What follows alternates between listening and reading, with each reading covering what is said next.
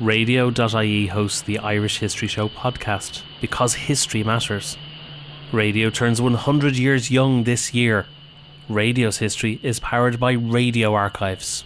For radio archiving solutions from people passionate about radio, visit radio.ie.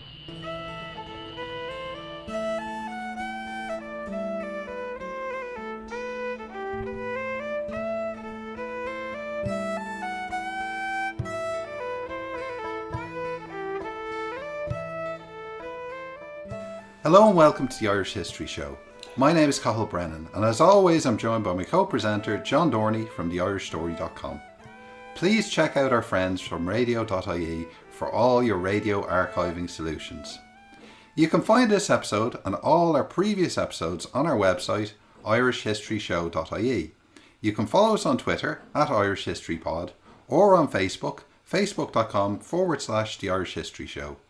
If you get a chance, please rate and review the show on iTunes, Spotify, Stitcher, or wherever you get your podcasts. It really does help us.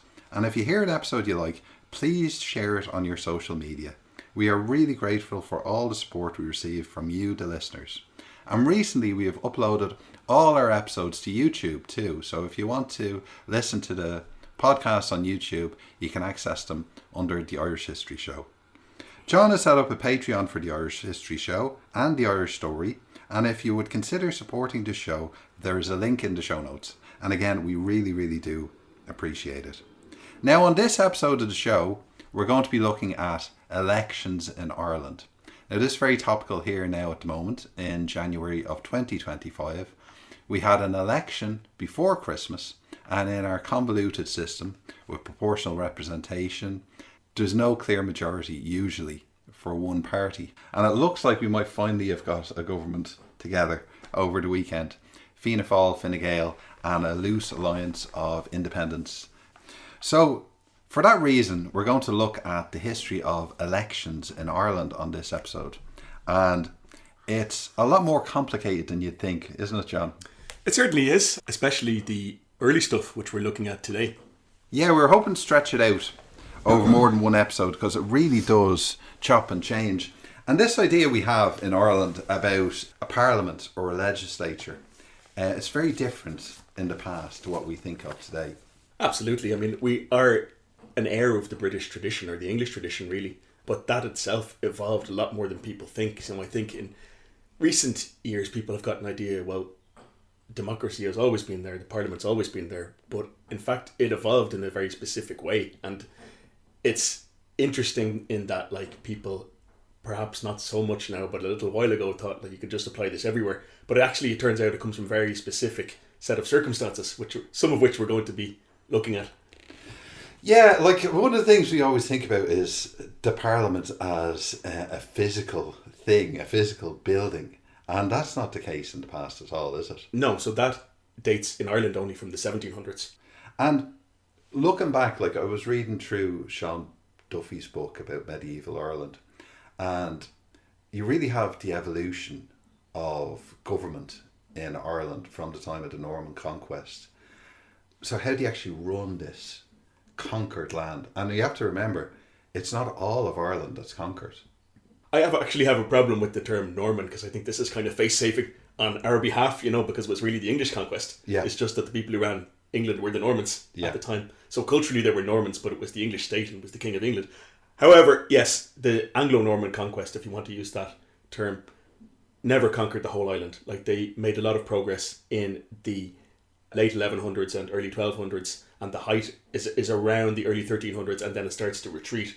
And by 1500, they really just have the Pale and enclave around Dublin and a few other port towns like Wexford, Cork and Limerick.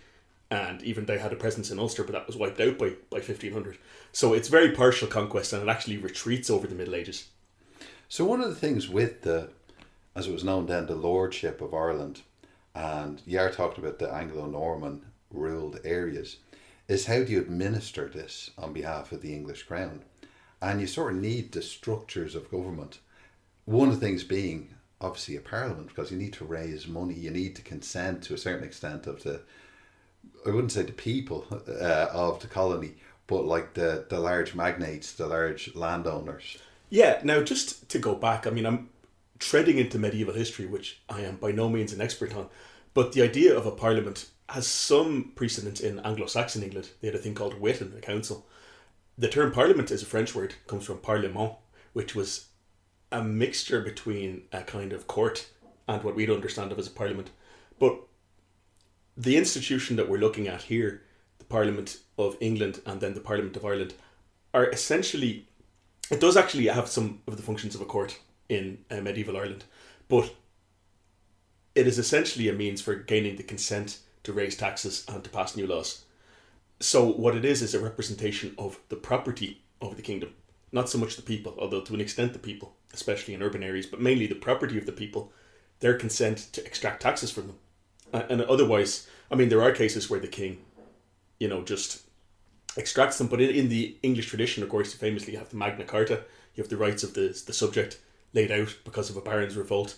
Now, medieval English historians will tell you that, modern historians will tell you that in fact the Magna Carta is really more like an oligarch's revolt rather than a people's revolt. But nevertheless, it establishes the fact that the king can't just take what he wants, he has to get some sort of consent. So that's what the parliament is supposed to do. But it's not part of the executive. It doesn't govern the country in any way. In England, it can initiate legislation, it can propose laws, but it has to get the king's approval, and the king's approval is final, And the king's executive is more like the Privy Council, the people nominated by the king. It's not the parliament until well into the 1700s, really. It's not constantly in session. It's called when the king wants it to be called. And one of the interesting things I found out, Gail, just researching this election, is elections in the medieval and early modern period are called only when there's a new king. So there are no elections during the reign of a king normally. That said, in the medieval period, the parliament meets annually.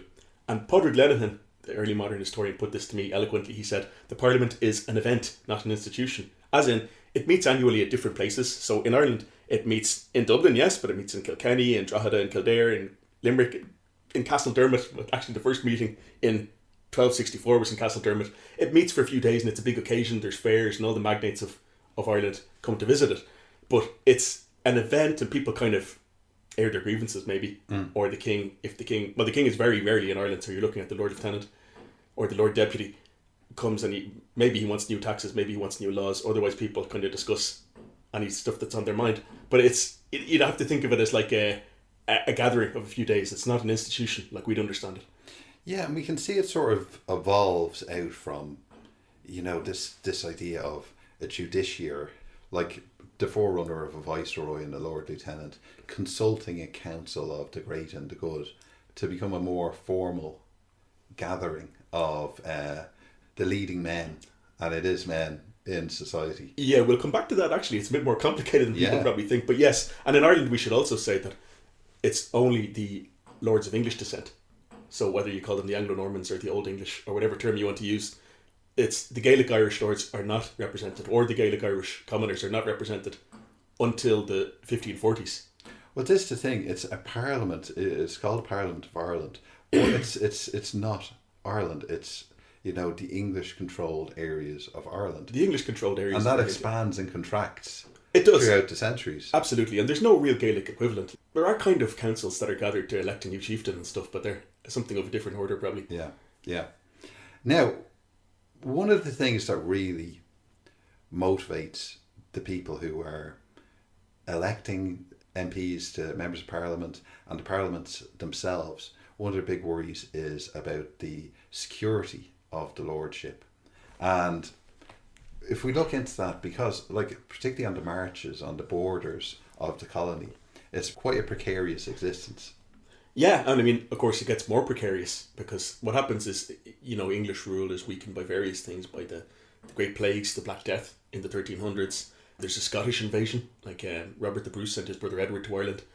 And then in the 1400s, you have a series of civil wars in England, which we call now the Wars of the Roses.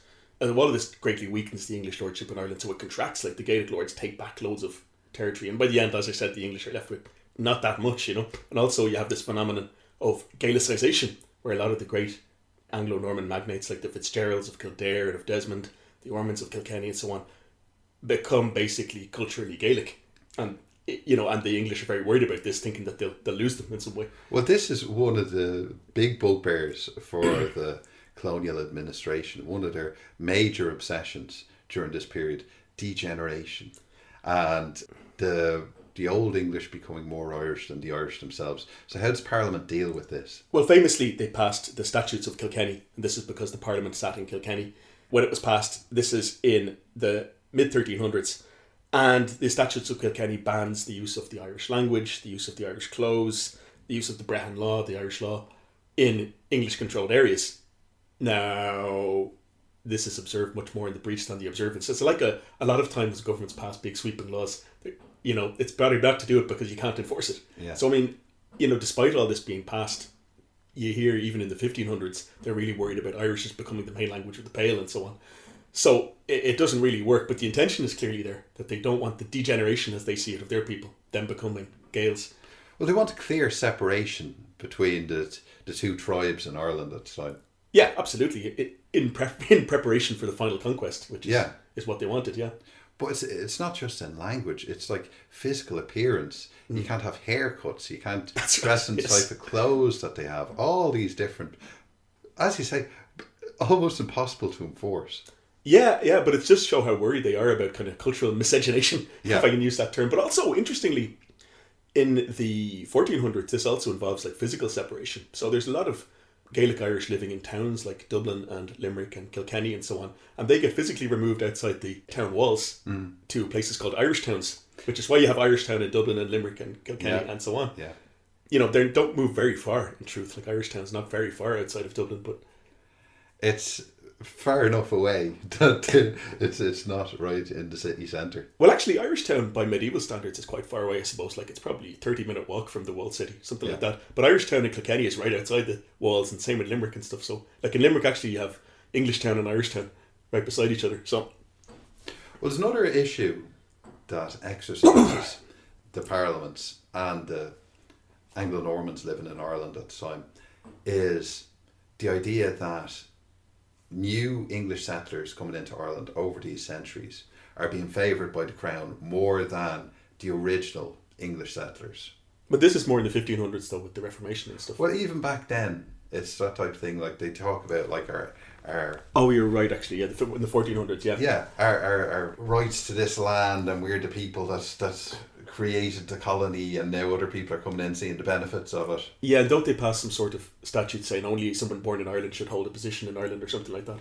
Yeah, and we have as well that, along with these statutes and other similar statutes, you can see very specific stuff regarding the church, that only churchmen who are of Anglo-Norman extraction can hold certain offices. They're excluding Gaelic clergymen from different things. But in a society where your ethnic background is so important, you find that they are passing rules and laws to do with what is your role in society, what jobs, etc. you can take up, depending on what your background is. Yeah, well, I guess this is the medieval mindset, isn't it? Yeah.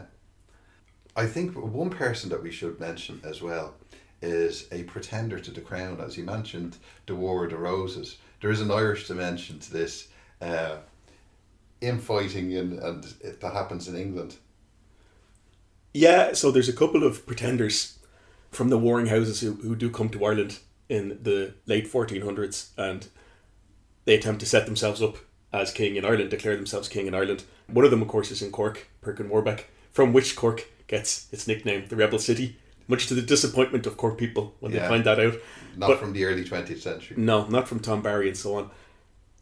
But another one is Lambert Simnel, who actually did hold a parliament in Ireland, which was later annulled by the people who came out on top.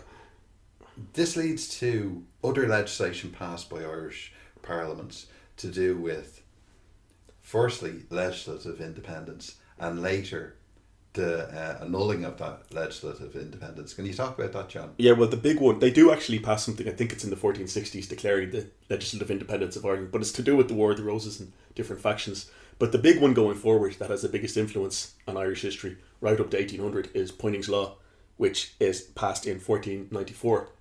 Now, that's something we probably remember hearing. People will have heard Poyning's Law and vaguely remember it from school history classes, but what did it actually entail? So, to the best of my knowledge, now, as I said, the medieval history is getting a bit outside of what I know very well, but what happens is The House of Kildare, I think it is, hold the position of Lord Deputy or Lord Lieutenant, the King's representative in Ireland, and they are, a semi-Gaelicised lordship in Kildare. They get the Irish Parliament to pass all this legislation favouring them, basically. And what happens is Poyning's law is passed so that the Irish Parliament can no longer initiate legislation, okay, without the imprimatur, the support of the Privy Council in England, right? So they can't start passing laws. And secondly, any law that they do pass has also to be passed in the English Parliament. Now, this has a big influence going forward. At the time, it's actually to limit the power of the Lord Deputy in Ireland, particularly if it's a native or an Anglo-Norman, or as you choose to call it. Going forward, what it means is that the Irish Parliament is subordinate to the English Parliament. And when the Parliament becomes a bigger deal later in the day, this becomes a major grievance. Particularly in the 1700s, it's actually like a rallying cry for the patriots, which is what they call themselves, of that era. And this is the thing, because when we talk about states and countries, and it's one of the things that surprises people who are not from Britain, for example, and we're under the same governance at that time, but that Britain, England, doesn't have a written constitution.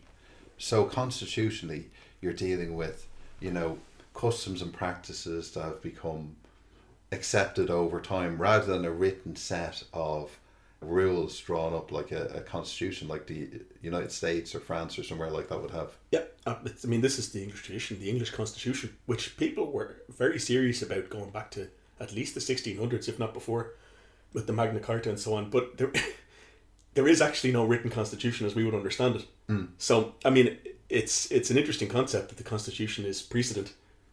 Yes, and you can see, again, the old English in Ireland, they're talking about their ancient rights and privileges that have grown up over time, over centuries, and these are being restricted. Even if they're being restricted by the Crown and the government, there's a belief that the Crown doesn't have a right to encroach this far onto their rights. Yeah, they do have this concept. Now, in the end, kings get around this in various ways, but yeah, the concept is certainly there, yeah.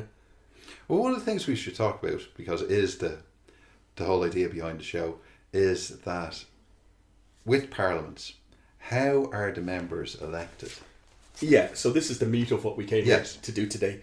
Now, it's quite interesting for us to go back to this period, because it's not like our system, but we foolishly presume that the system that we have now is permanent, But so it's quite different. So again, the idea of a parliament is that you represent the property, not so much the people, but the property. And what's very interesting, I found, is that the system of election and the electorate remains constant from the Middle Ages right up until in Ireland 1832. It's really long-standing, the system of election and of who gets to vote. So, who gets to vote? Well, there's three different types of constituencies, okay? There is an urban area, so like a corporated city, like Dublin, Kilkenny, or I think Drogheda might have been a city at the time as well. This is obviously based on the English system. And a free man of the city, which is typically a citizen, a burgher, or a member of the guilds, will have the vote. So quite a lot of people in urban areas had the vote. So for example, in the 1600s, you have like 2,500 people in Dublin have the vote when the population is probably about 10,000. Quite a lot, actually. Yeah.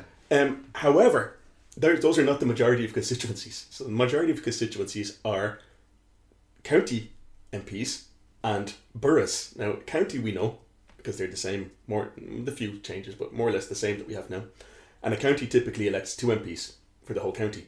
And this is elected by the 40 shilling freeholders. So anyone who rents a property worth more than 40 shillings a year. So in theory, quite a lot of people, but actually not so much. So Breed McGrath has a very good article on this in a book called Law and Revolution in 17th Century Ireland. But she finds that in Limerick, in County Limerick, you have 314 electors in the early 1600s, and not all that many. No, not all that many compared to 2,500 in Dublin City. Yeah. But secondly, though, if you think that's unrepresentative, you have the boroughs, and the boroughs represent land and property, and there might actually be no people in them. In the 1700s, famously, because this becomes a massive cause for complaint for reformers and patriots and Democrats and so on, the 1700s. But in the 1700s, there are famously 3 boroughs electing MPs who have no inhabitants. There are no inhabitants whatsoever. But why not in theory? Because it's representing the property of the person who owns them. So the person turns up in Parliament and he has his votes from his boroughs because he owns the property. That's the theory behind it, if you like. But as regarding elections, so in the Middle Ages, elections are fairly, well, they're not actually all that infrequent, but they're at the start of the reign of every monarch. You don't have elections in between the reign, even though the Parliament, as I said, in the Middle Ages assembles every year. Now, interestingly, as we'll get on to, in the 1500s and the 1600s, the early modern period, we call it, the Parliament meeting becomes much less frequent, which we might get on to. However, typically, there aren't elections, though, in the Middle Ages. Typically, the local magnates get together and they arrange the results. And this goes on well into the early modern period as well, as we'll see. And generally, they agree this beforehand, and the electors come up, and the system of election also remains constant until the 1800s, actually. You come up and you say who you want, and it's written down. Now, but most of the time that doesn't happen, so they write the candidates to be returned, having agreed them already, on a piece of paper, and it's just signed by the electors, or their names are entered, presumably, if they can't write. So most of the time there isn't elections. Sometimes there is. And, for example, we have a study of an election in Nottinghamshire in 1460. The local magnates can't agree for whatever the reason was. The winning candidate has 150 votes, and the losers have 56 and 54 votes. So we see not very many people in all of Nottinghamshire. But this is in the middle. There is some type of competition going on. Sometimes there is, but it depends if they can't reach consensus before. Now, presumably, as I said, in urban areas there's a lot more voters. So presumably in urban areas they're more contested, and certainly in the later ones where we have some records, we do see that there's been quite bitterly contested elections. And I'm not sure, to be honest, how many elections there were in medieval Ireland. Like, they're generally just returned without contests. There may have been elections in urban areas, but in the medieval period I'm not aware of them. I stand to be corrected on that, but in the early modern period, as we're getting on to, there was. So, I can't speak any more about it. So if you're an ordinary person living in Ireland at the time, you don't have a vote, you have no way of really influencing Parliament or getting your say in how things are. So elections really are just like more of a spectacle, or Parliament, if Parliament is meeting in your town or city, it's just more of a spectacle, like a big fair or something like that. It's not something that you have any influence over what the Parliament is going to do. Yeah, I mean, to be honest with you, I don't know in the medieval period if the common people had some say. Like, they did, you do see them having some say in the 16 and 1700s, but I really don't know. But generally, as I said, parliaments are not elected, because as long as the king or queen is still alive, you don't have any elections. So parliament meeting is an annual thing in the medieval period, and yes, as you say, it's a big occasion. There's a big fair, there's people selling food, there's jugglers, stuff like this. The Lord Deputy arrives with great fanfare and troops and stuff like that, and that's basically what it is. It's an occasion of state. When we think of the Irish Parliament before 1800, when it's abolished, we see that's modelled on the Westminster model. You have the Crown at the top as the highest authority. Beneath that is the House of Lords, yes, the gentry. This is hereditary. It's not elected in any way. And beneath that is the House of Commons. Now, is that a perfect carbon copy over in Ireland of what happens in Westminster? It's based on Westminster, but again, going more on the later period in the 1700s, we find as the House of Lords in Ireland is much less important. So it doesn't have the same influence. It doesn't seem to have the same veto power. But of course, the Parliament in Ireland can't initiate legislation anyway. So the more important veto was actually in England, and also of the Lord Lieutenant for that matter. The House of Commons had 300 members, and the House of Lords had 126 members in Ireland, and it represents judges, peers, and clergy. But in Ireland, from what I can gather, it's never as important as the English equivalent, because, as I said, it doesn't have the same veto power because the veto power is elsewhere. Now, if we're moving into the 16th century, and there's a lot of big events happen in Ireland, mainly the Reformation, and also under the Tudor period, the changing in the legal definition of Ireland from the Lordship of Ireland into the Kingdom of Ireland. Could you talk about some of these things, John? Yeah, so not to get too bogged down in the broader history, but basically what happens is, in the reign of Henry VIII, you have a lot of very dramatic events happen. So you have Henry famously breaking with the Church of Rome, and this makes him feel very insecure because obviously now he has a whole load of kingdoms on the outside which are kind of hostile. And the Pope in Rome, of course, has massive, spiritual power. Also, there's papal states at the time as well. But in Ireland, simultaneously, more or less, there's rebellions of the Earls of Kildare. So again, the Gaelicised Anglo-Norman family who had dominated the position of Lord Deputy or Governor of Ireland in the late 1400s. And they rebel in the 1530s, basically to assert their own influence. It's not really either religious or political, but are political in terms of ideology. But Henry realises that Ireland is one of the places where he's vulnerable.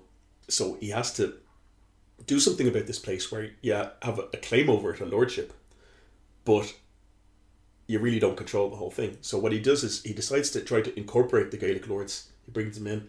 They swear fealty to him, and he regrants them their lands with English titles. So the O'Neill, for example, in the north of Ireland becomes the Earl of Tyrone, and so on and so on. So they owe their titles by royal grant, is the idea.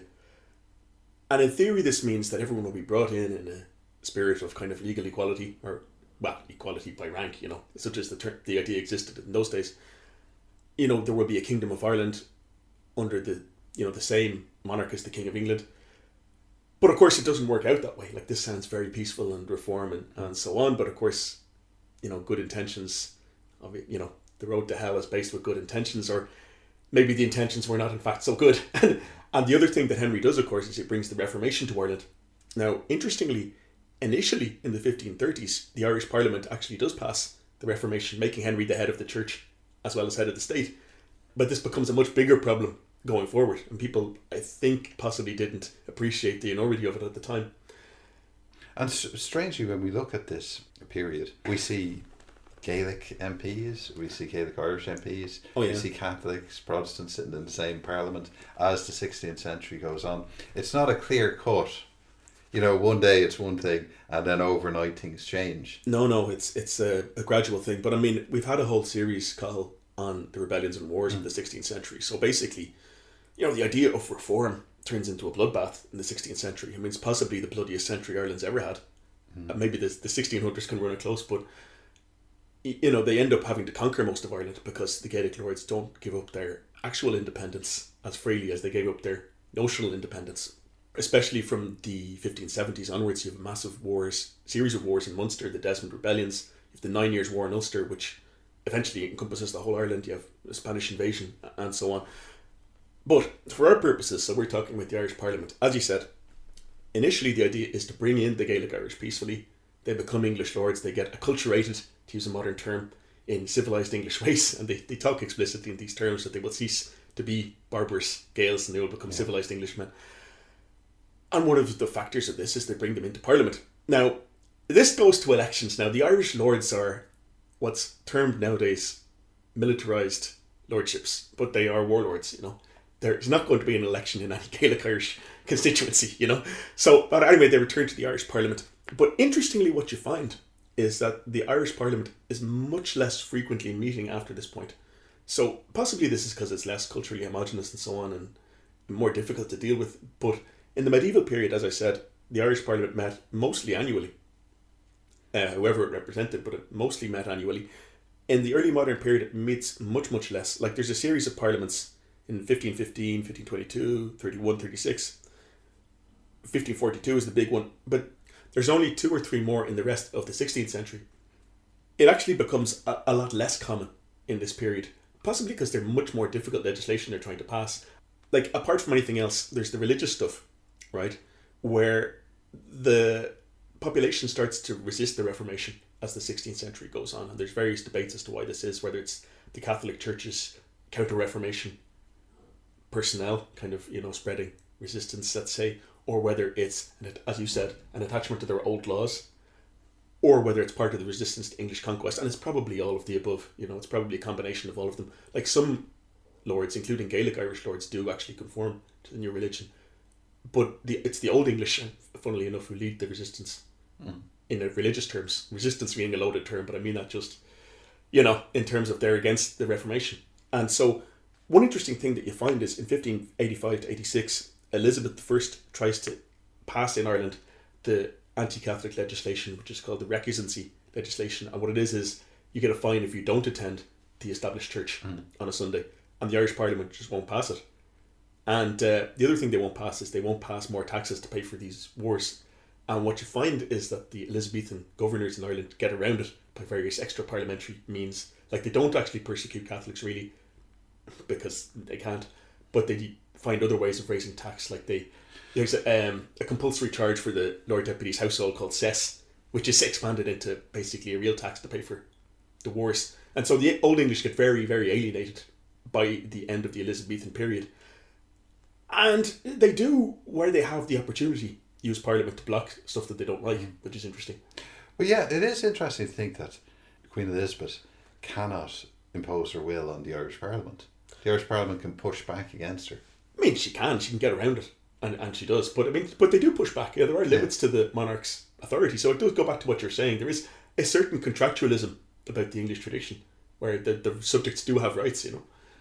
Well, after the Tudors and after Queen Elizabeth, we do enter into the period of the Stuarts, yes, who are well mentioned frequently on this podcast.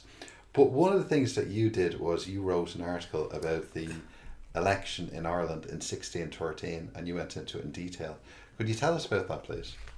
In 1613, James I, who had been James VI of Scotland, become the King of England as well, and the King of Ireland, calls his first Parliament in Ireland.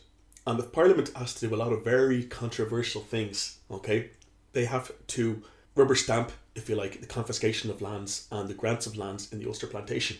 Now, this is not a big problem because the majority of members in Parliament are Old English, and they don't have an awful lot of gra for Hugh O'Neill and the Gaelic rebels.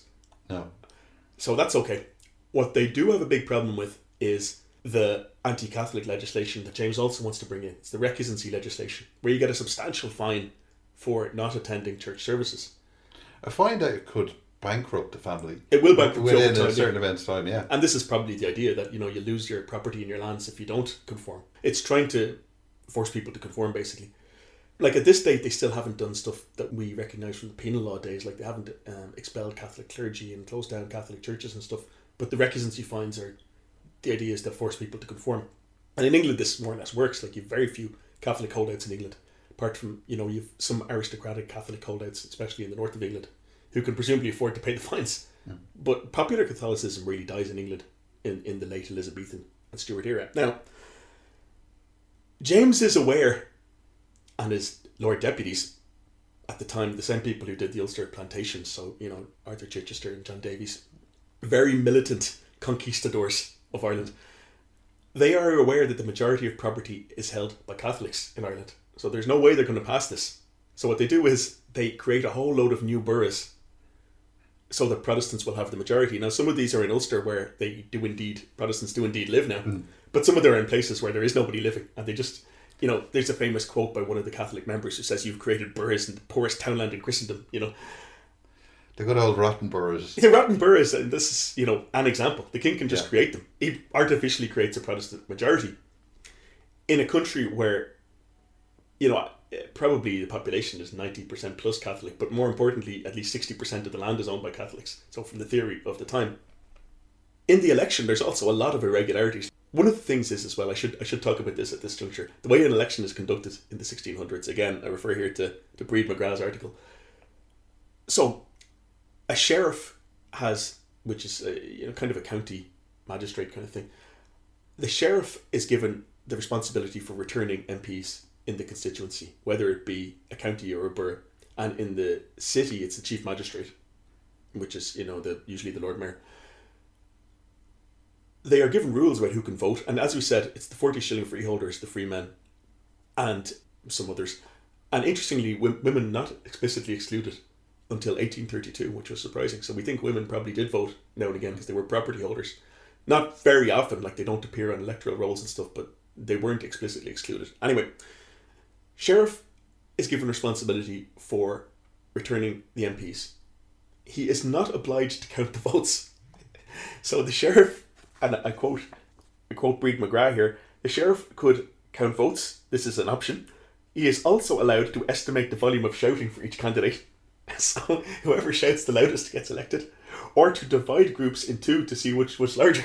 So in this, as we see in most of the county constituencies and the boroughs, the number of electors is very small, so this is possible. But in Dublin, you really have quite a large number of electors.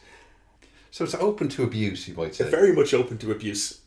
And there's one occasion later on, this is not the 1613, it's in the 1630s. The Lord Mayor of Dublin, in an effort to rig the election, basically calls the election at 4 a.m. and there's a riot in Dublin and they force him to hold it at midday, which is more reasonable time, because he doesn't want anyone to vote. But in the 1613 election, there's also, like, for example, in County Cavan, there's troops at the polling station and they block any Catholic who turns up to vote. So there's a lot of irregularities, but basically the problem is that the creation of these new boroughs artificially creates a Protestant majority. And when the Parliament assembles in Dublin, it meets, I think, in the Falso, which was the old town hall, which is roughly near Christchurch, roughly at the top of the hill in what's now Lord Edward Street there. The Catholics are furious because they feel they've been cheated. And they elect their own speaker, who's a Catholic. And the Protestants come in and they carry him off. And they carry in John Davies, who's the Attorney General, but also to be the Speaker of the Parliament. So there's scuffles, troops are called, they're locked into the Parliament, then the Catholics walk out. So they do pass the anti-Catholic legislation, but what's interesting is that the Catholics can again push back. So they boycott the Parliament, they say, okay, fine, we're not paying any taxes then. And James backs down and he uncreates some of the boroughs and he holds a more kind of consensual Parliament. So the Parliament meets from 1613 to 15. This is broken up and James doesn't need it anymore. So it's a famous occasion where the Protestants get the majority, but it's actually a partial victory at the time. The Catholics push back. James can't rule without some sort of consent, which is interesting. As you said, it's more law governed than we might think. It seems like he needs at least a facade of legitimacy for the Parliament. Yeah, I mean, again, these are people of property. Now, another thing, in the same book where Breed McGrath's article is, which is edited by Coleman Dennehy, Law and Revolution in 17th Century Ireland, published by Four Courts Press, much recommended. There are articles about martial law. Now, martial law is pretty much constantly used in Ireland in the Elizabethan period and to an extent in the Stuart period. Less so, but quite a lot. Where martial law means you can just kill anybody who you don't think is behaving themselves. This is also used in England at the time, but to kind of keep law and order. But it's used a lot. So whereas people of property can push back, the average person can just, especially in a place like Ulster where you've had the plantation, can just be killed.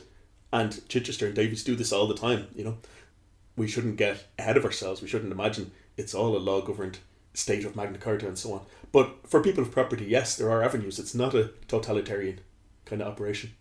John, tell us about the Graces. What were the Graces? Yeah, so there's another attempt basically to raise taxes in Ireland in the 1630s. And also to establish the state church, the Church of Ireland. A Lord Deputy called Wentworth, who later on is very controversial in England and Ireland. He is associated with the policy of what used to be called kind of absolutism. He wants state power, he wants the state church. He wants to raise taxes and he makes himself disliked by everybody. He's disliked by the New English so-called, the Protestants, also by the Catholics, everybody, because he wants to collect taxes from everyone, he wants the state church. The Graces are the Catholic MPs of the 1630s attempts to bargain with Wentworth. So toleration for Catholicism, and also an end to the confiscation of Catholic-owned land, probably more importantly, in return for taxes. So they say, okay, we understand that you need taxes to run this place and to make war and so on the continent. That's fine, but we want various things in return. We want toleration. And Wentworth has and James have some sort of deal with them. So they do grant them a de facto toleration. And the recusancy fines are kind of shelved. They're not really enforced in Ireland for the time being. Again, they push back. But I mean, these elections are also quite contentious. So Wentworth imprisons the sheriff, for example, who returns 2 Catholic deputies. So the Catholic deputies remain, but the sheriff goes to jail because he doesn't return the result that Wentworth wants. So it's an interesting combination of things there. This is the scenario. The Parliament is not that frequently called. As I said, you've one in 1613 to 15, and you have one in 1633 to 35. Not that frequent, but it does have some power, and it does have some power to block things that they don't like. Well, I suppose we should move on now to one of the most chaotic decades and catastrophic decades in Irish history is the 1640s, and what leads to what's known as the War of the Three Kingdoms. Yes. That has a lot of impact on the Irish Parliament, but also, I'm sure you'll get into this, an alternative parliament that's called. Yes, and just at this, I think we've done an episode on the 1641 rebellion, Cathal, yeah.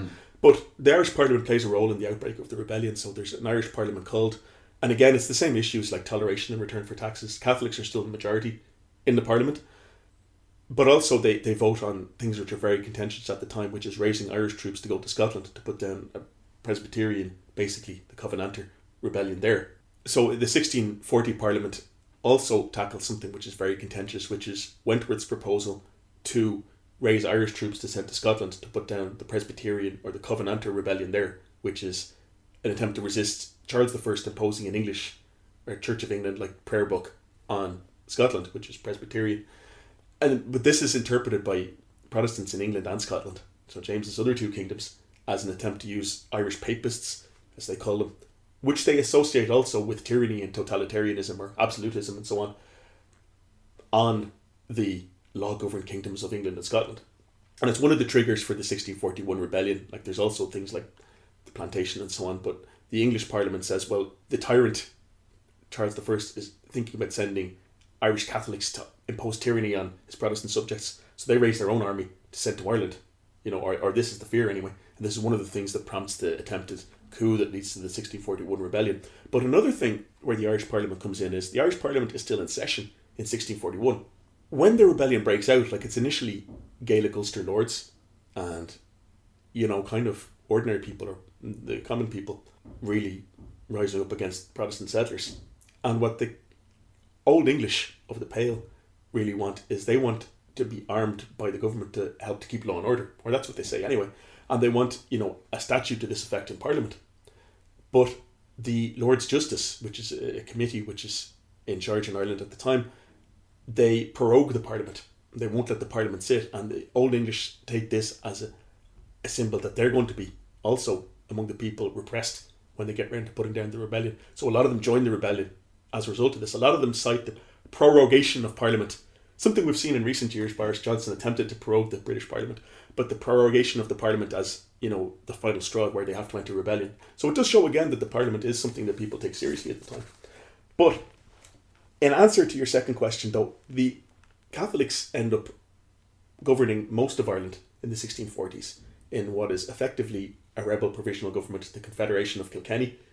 They don't call it that. They say that they're loyal to the true king, Charles I, and that they're in rebellion against the English Parliament, or they're at war with the English Parliament. But they effectively have a parliamentarian regime themselves, which is based in Kilkenny. And Breed McGrath again remarks that the Confederate elections to their assembly in Kilkenny are actually much more respectful of the laws than the previous ones. There aren't all these abuses where they stop people voting and they pack the constituencies. But Micheál O'Suckru, who had a study of Confederate Ireland, he lays out the details. So there is a unicameral assembly. So the Lords and the clergy and the Commons are together, which is interesting. Although on occasion, the Lords wanted to meet in private because they didn't want their discussions to be heard by the common sort. The clergy also very militant in the Assembly. The Assembly met 9 times between 1642 and 48 in Kilkenny. Elections are held where possible. And there are 250 members. Now, Ireland is at war at the time. The Confederation doesn't govern all of Ireland. They don't govern Dublin or Cork or Youghal or a good bit of Ulster. And there's also, there's a war zone throughout much of the country. But there are elections where possible. Breed McGrath says they're conducted quite well. The General Assembly elects a Supreme Council as executive. So by the standards of the day, quite, I don't want to say democratic because it's not, but constitutional. They do debate the issues. Like, the great issues facing the Confederation are basically who to make peace with. In truth, they do fight the forces of the king as well as the forces of the Parliament, but they end up trying to establish treaty with the king, the Ormond Peace, negotiating with the Duke of Ormond. And a little bit like later in Irish history, there are ferocious debates in the Confederates' National Assembly about, if they should sign a treaty with the king. And actually, the Assembly votes down the first one. And now there's also, force involved, the Ulster Army of Owen Roe O'Neill and the Leinster Army. Thomas Preston comes in and they enforce the ruling of the National Assembly. But the first Ormond Peace is voted down in the National Assembly. And then in 1648, after a series of military defeats, they do sign another treaty, the Second Ormond Peace. And they end up, fighting for Charles II after Charles I is executed.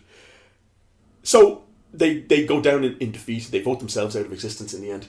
Micheál O'Suckru certainly would argue that this is the only functional Irish Parliament which is in any way representative in between, the early 1600s and, the 1922.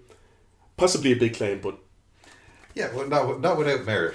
not without merit, it's not that well known in Irish history, but it's kind of interesting experiment, And then we probably move on now to the great boogeyman in Irish history, Oliver Cromwell. Yes. And how does that affect the Irish Parliament and governance in Ireland? Lots to say about this, and it's actually a lot more interesting than I realised. I was reading up about English revolutionary history recently. So, the short version is, Cromwell is the commander of the New Model Army. And in England, he and what's known as the Rump Parliament take the decision to execute the king in 1649 and declare a republic, a commonwealth. And they also abolish the House of Lords in England. And there's all these ferocious debates within the army about, what kind of republic should it be. Like, there's these famous debates at Putney in London, in those days near London, where the army is camped. And the Levellers, which is kind of a democratic group within the army, argue that there should be universal male suffrage, there should be constituencies of equal size, and the Parliament should meet every year, or should be elected every year, which interestingly is the same, more or less, as the Chartists of the mid-19th century. But Cromwell and his officers think this is too radical altogether, and Henry Ireton, who also appears in Ireland, Cromwell's son-in-law, says, well, we would just have anarchy then, if every man had the vote. And what would be to stop, he said, if it wasn't tied to property, foreigners coming in and flooding us and outvoting us then? One of the arguments that he makes. So it ends up being more or less, they do redraw the constituencies in the Commonwealth.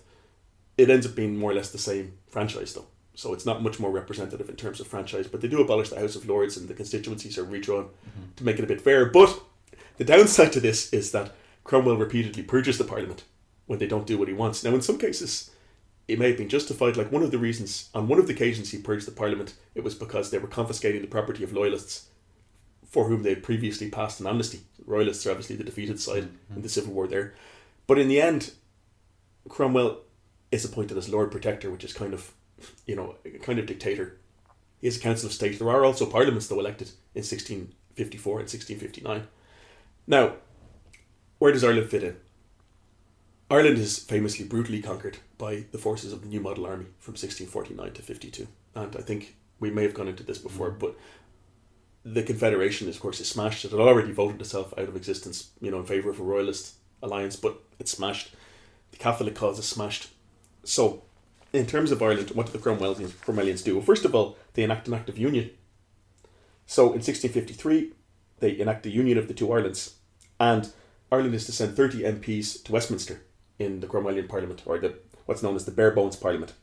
I wasn't aware of this at all, but it turns out that there were elections in Ireland. Like Patrick Little has written about this.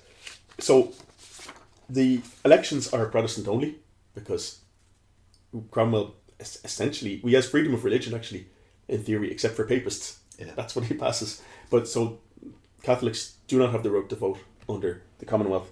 But there are elections in 1654.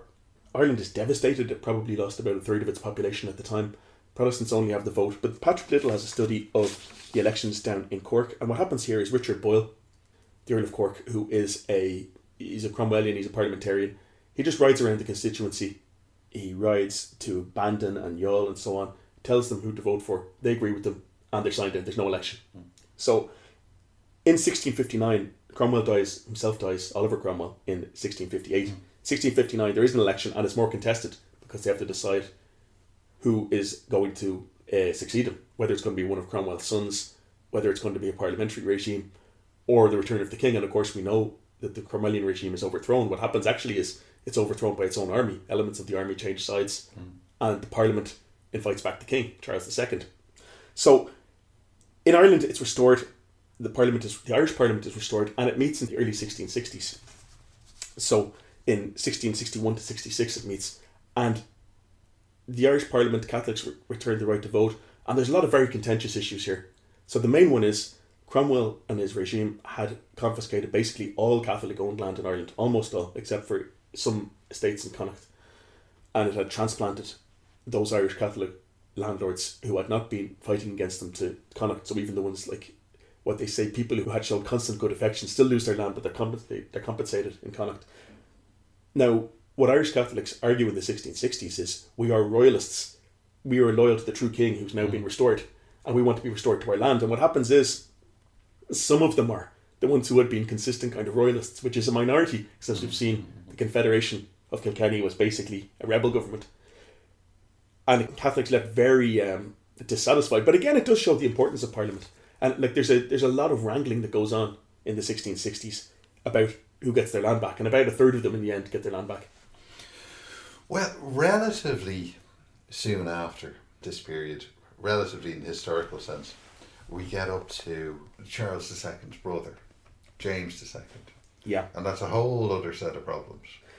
So, again, I think we've covered some of this before, but the problem with James, from the English Parliament's point of view, is, well, it's the same problem. Like, Charles Stuart II really doesn't, initially the idea is that he's offered the throne by Parliament and it'll be, it won't be going back to year zero, that it'll be a parliamentary type regime. And Charles tries to conciliate Parliament, really doesn't want that. Like, he doesn't have any truck with this. He says the good old order is restored. So the idea of raising taxes without consent does come up again. But the big problem with James II, his brother, is that he's a Catholic.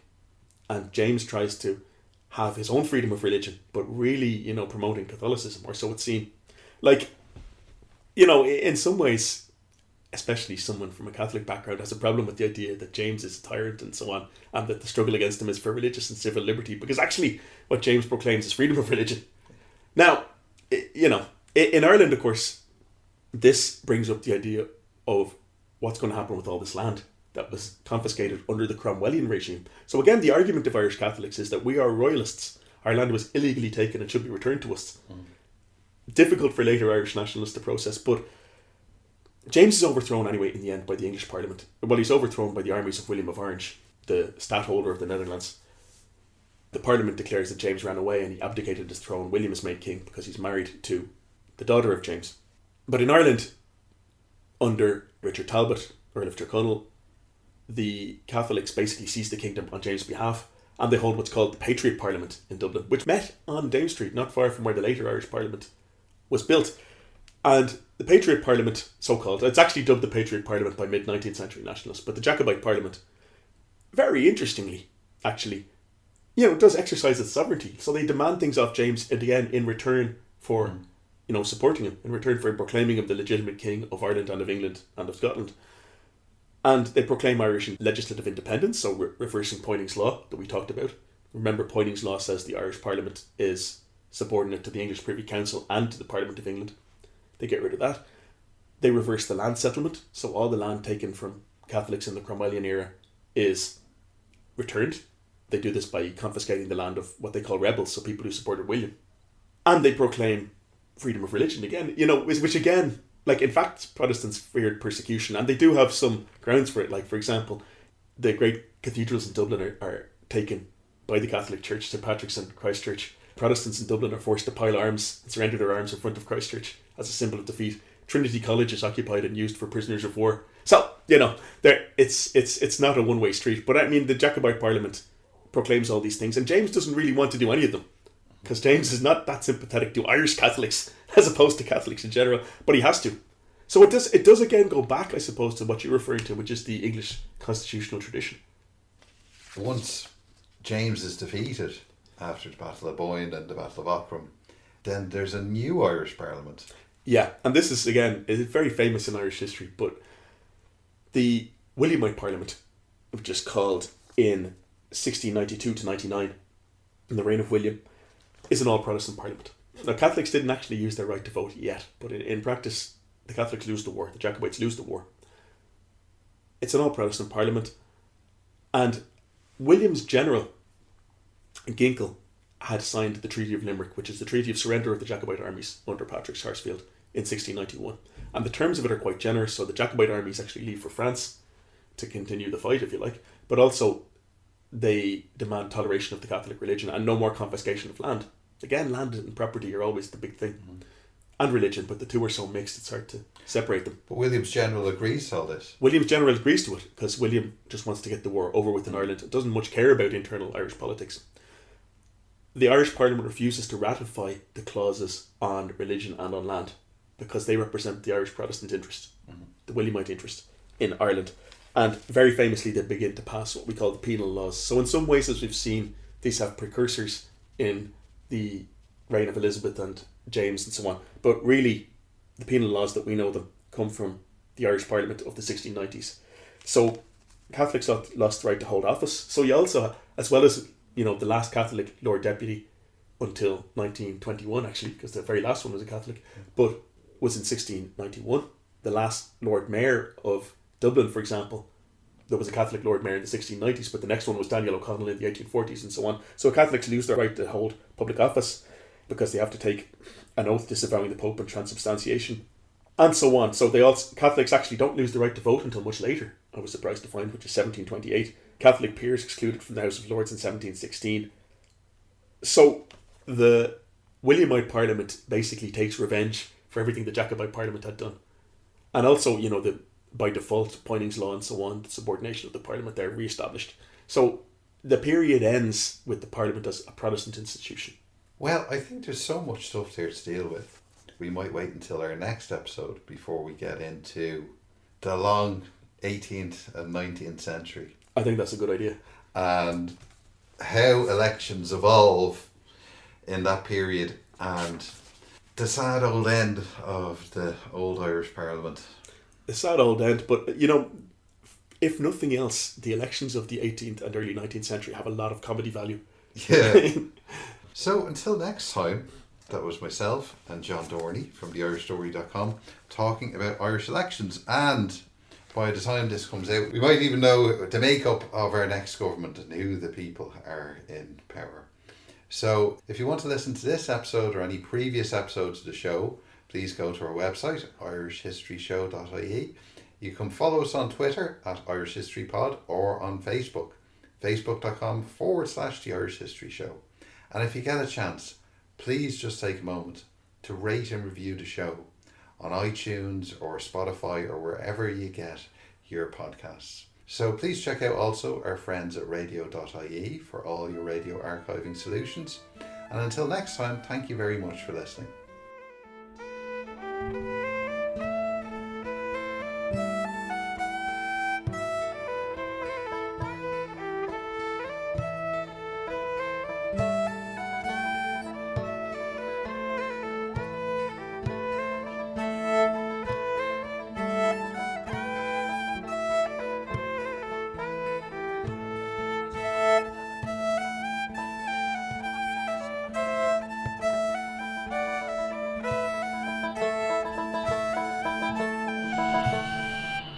Radio.ie hosts the Irish History Show podcast because history matters.